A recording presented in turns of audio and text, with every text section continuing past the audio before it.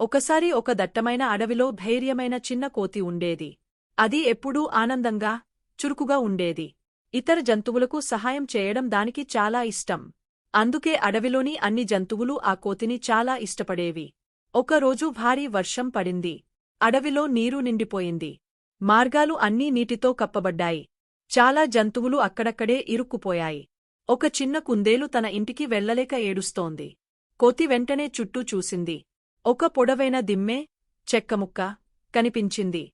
తన బలం, తెలివితో ఆ దిమ్మెను నీటిమీద పెట్టి ఒక చిన్న వంతెనలా చేసింది.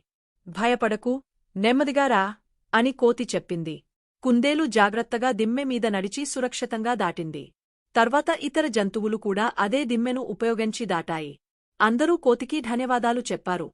దాని ధైర్యం, మంచి మనసును ప్రశంసించారు. కోతి తన స్నేహితులకు సహాయం చేయగలిగిందని చాలా సంతోషపడింది.